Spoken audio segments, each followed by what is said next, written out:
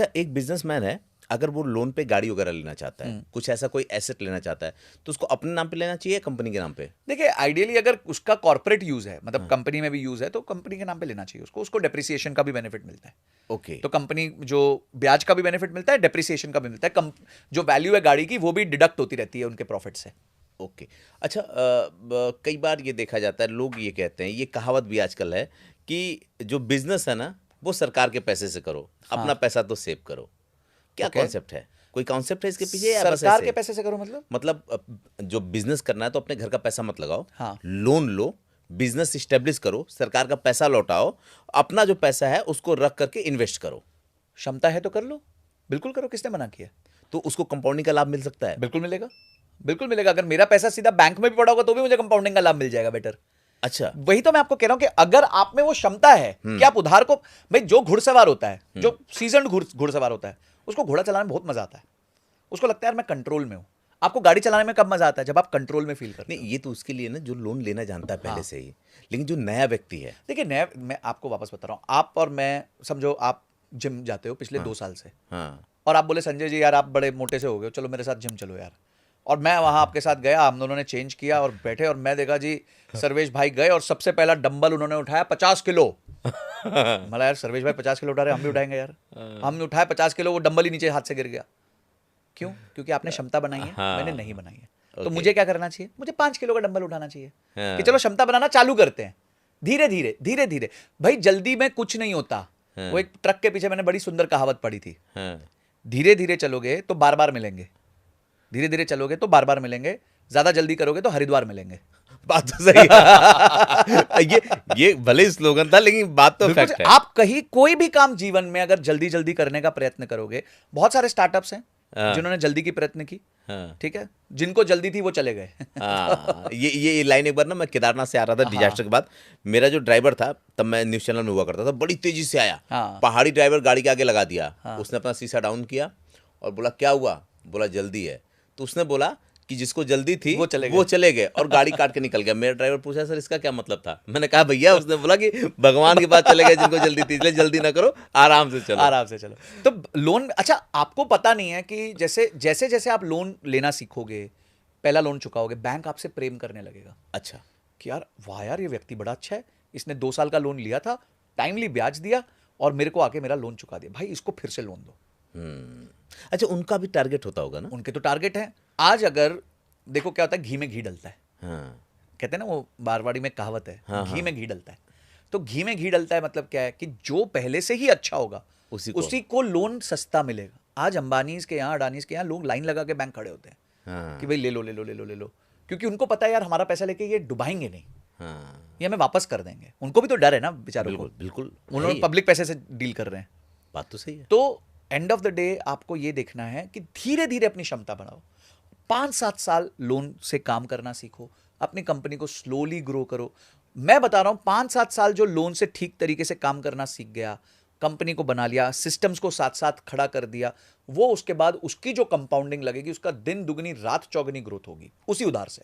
क्या बात है। अच्छा, आप अभी कह रहे थे ना बैंक प्यार करने लगता है, तो क्या जो बैंक का लोन ऑफ इंटरेस्ट होता है वो बिजनेस के प्रकार पे भी डिपेंड करता है क्या? और बिजनेस के प्रकार के हिसाब से लोन भी मिलता है क्या? कहने का मतलब कि अलग अलग तरह के बिजनेस तो अलग अलग तरह का उसका ब्याज दर होगी, अलग अलग ही होगा, ऐसा देखिए होता है? क्या होता है, बैंक के लिए ना 2-3 चीजें होती हैं। तो बैंक आपको कैटेगराइज करता है। अच्छा। एक कैटेगरी होती है प्रायोरिटी सेक्टर लेंडिंग, PSL कहते हैं उसे। ओके। अगर आपका व्यापार सरकार के प्रायोरिटी सेक्टर में, ओके। कि भी सरकार को लगता है कि हमारे को एनर्जी की बहुत जरूरत है और आप कहते हो मैं सोलर पावर प्लांट लगाना चाहता हूं, तो आप आ जाते हो प्रायोरिटी सेक्टर लेंडिंग में। ओके। तो सरकार उसमें आपको थोड़ा ज्यादा बेनिफिट देती है, आपको बोलती है ठीक है जी, अगर हम आम आदमी को, आम बिजनेस को क्या कहते हैं 100 रुपए का लोन देंगे तो आपको 200 रुपए का दे देंगे। ये सब्सिडी वाली बात है क्या? ये सब्सिडी नहीं है, this is not subsidy, okay. This is giving you better loan, मतलब आपको ज्यादा अच्छे टर्म्स पे लोन मिलेगा। ठीक है। तो किसी को 9% ब्याज पे अगर लोन मिल रहा है, आपको शायद 8% पे मिल जाएगा, किसी को 5 साल के लिए मिल रहा है, आपको 10 साल के लिए मिल जाएगा। ठीक है। तो ये आपको बेटर टर्म्स पे मिलेगा। सब्सिडी होती है वो जो सरकार देती है, ये तो बैंक आपको बेनिफिट देगा सबसे पहले। ओके। क्योंकि बैंक के लिए क्या होता है कि बैंक के पास अगर 100 रुपए हैं तो सरकार उनको बोल के रखती है कि भाई 40 रुपए आपको प्रायोरिटी सेक्टर लेंडिंग को देने ही देने हैं। ओके। अब प्रायोरिटी सेक्टर में एनर्जी हो गया, इंफ्रास्ट्रक्चर हो गया, एग्रीकल्चर हो गया, ये जो देश की नीड है, देश को ग्रोथ करने की नीड है, उस सेक्टर के लिए बैंक को 40 रुपए देने ही पड़ते हैं। तो वो ढूंढ रहे होते हैं, यार एक ऐसा व्यक्ति लाओ जो प्रायोरिटी सेक्टर लेंडिंग में काम कर रहा हो, प्रायोरिटी सेक्टर में काम कर रहा हो। फिर आम बिजनेसेस हो जाते हैं। वो आम बिजनेसेस के हर बिजनेस का अलग सिस्टम होता है मेजरमेंट करने का। कोई लिकर बिजनेस में है तो वो अलग तरीके से मेजर करेंगे, कोई छोटे मैन्युफैक्चरिंग यूनिट्स हैं उनको अलग तरीके से मेजर करेंगे, कोई रियल एस्टेट में है उसको अलग तरीके से करेंगे, कोई ठेकेदारी में है उसको अलग तरीके से करेंगे। तो हर तरीके का व्यापार, कोई फार्मा में है, कोई एफएमसीजी में है, तो हर प्रकार के व्यापार के उनके पास रूल्स होते हैं, उनको पता होता है। कोई हॉस्पिटल बना रहा है उसको अलग तरीके से करेंगे, तो उनके रूल बुक सेट है। उनको पता है भी एक भाई साहब क्या है, अच्छा हॉस्पिटल में चलो आओ वो वाले डिपार्टमेंट में जाओ, उसको पता है आपसे क्या 4 सवाल पूछने, वो 4 सवाल में समझ जाता है कितने पानी में। उनका रोज का काम है ना जी, तो वो आराम से ये करते हैं। तो बैंक डेफिनेटली आपको प्रायोरिटी देता है। अगर आप एक अच्छे कस्टमर हो, अच्छा व्यवहार रखोगे, अच्छी तरीके से अपने लोन को चुकाओगे, एक ऑनेस्ट डेट रिपेयर बनोगे, आपको बैंक बरसात कर देगा पैसे की। और आप अपने सपने पूरा कर और अपने सपने अपने आसपास वाले लोगों के सपने, सबके सपने पूरे कर सकते। एक चीज़ और कि जब भी कोई लोन लेने जाए तो किन बातों का ध्यान रखे, ये बड़ा इंपॉर्टेंट सवाल है। बहुत से लोग सोच रहे होंगे कि अच्छा अब ले लेना चाहिए, इसको देख के बहुत लोगों को लगेगा अरे यार लोन लेना फायदे का काम है। तो किन चीज़ों का ख्याल रखना चाहिए जब लोन लेने अगर आप जा रहे हैं तो? देखिए, सबसे पहली चीज़ आपको लोन का, मैंने जो बोला पीटर लिंच वाली बात, मेरे को कौन सा लोन चाहिए और क्यों चाहिए, या पेपर पे नोट्स बना लो।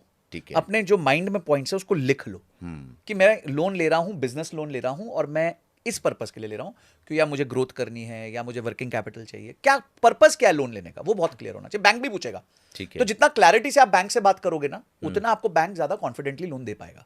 आप वो बैंक के पास गए और उसने बोला आपको क्यों लोन चाहिए, अरे बाबूजी वो बिजनेस में चाहिए। अब बिजनेस में चाहिए का मतलब क्या होता है, आपको बताना पड़ेगा आपको एक्सपेंशन के लिए चाहिए, आपको नई फैक्ट्री लगानी है, आपको सेम फैक्ट्री में कुछ ग्रोथ करनी है, आपको कुछ वर्किंग कैपिटल चाहिए, आपको इन्वेंट्री खरीदनी है, आपने कस्टमर को माल दे दिया है उसने पैसे नहीं दिए तो उसके लिए आपको कवर करने के लिए पैसा चाहिए। क्या क्यों चाहिए भाई पैसा? तो ये पहली चीज आपको बहुत क्लियर होनी चाहिए।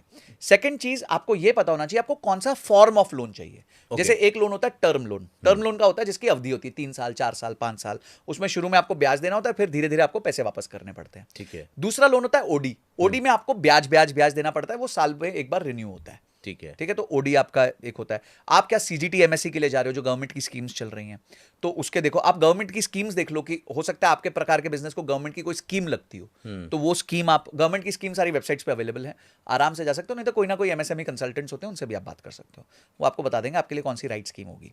तो तीसरी चीज, आप अपनी स्कीम चेक कर लो कि सरकार के साथ कौन सी। चौथी चीज, कभी भी भाई जब भी आप सप्लायर से भी बात करते हो तो 3 सप्लायर से बात करते हो। इसी तरीके से उधार लेने जा रहे हो, एटलीस्ट 3 बैंकों से बात करो। अच्छा। हाँ, ये आईसीआईसीआई, एचडीएफसी, एसबीआई, कैनरा, फैनरा, जो आपको जमते हैं, और तीनों को लड़ाओ कि भाई ये बाबूजी ये मेरे को 9.25% पे दे रहा है, आप कितने पे दोगे? वो कहेगा मैं 9.15 पे दूंगा। फिर तीसरे के पास, अच्छा ये ऐसा होता है क्या? बिल्कुल होता है। आदमी तो ये सोचता कि अरे बड़ी मुश्किल से लोन मिल रहा है, जो कह रहा है मान लो ले लो। ये तो गलत है। आप लड़ो ना अपने अधिकार के लिए, क्यों, क्या प्रॉब्लम है? हाँ, अगर बाकी दोनों जगह से मना है तो एक जगह से तो मिल ही जा रहा है। हाँ, मैं नेगोशिएट ही तो कर रहे हो ना, एक जगह से तो फर्म हो गया है, बाकी नेगोशिएट कर लो। नेक्स्ट है सैंक्शन लेटर को बहुत आराम से पढ़ो।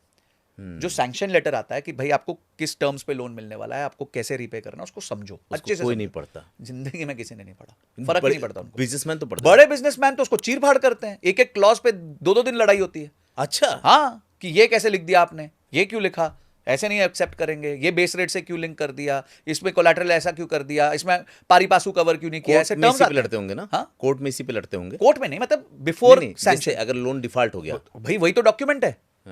कल को अगर किसी प्रकार का डिफॉल्ट हो गया तो इसी डॉक्यूमेंट पे तो लड़ाई होने वाली है। तो आज पहले प्रिपेयर्ड होते हैं भाई, वो लोग बहुत अलग लेवल पे प्रिपेयर्ड होते हैं। इसीलिए 1000 करोड़ 2000 करोड़ का लोन। और हमारे वाला सोचता है आज के पैसे बचा लो, आज क्यों वकील को 10,000 देने, 20,000 देने, और कल वो 20 करोड़ देगा, आज 20,000 नहीं देगा। जेल भी जाएगा, ठीक है, स्ट्रेस लेगा, जेल जाएगा, जो भी होगा, बट आज वो नहीं देगा 10,000 रुपए कि यार किसी से डॉक्यूमेंट पढ़वा लेता हूँ, वो ठीक है, वो 4 चीजें मुझे बता देगा, मैं बैंक से नेगोशिएट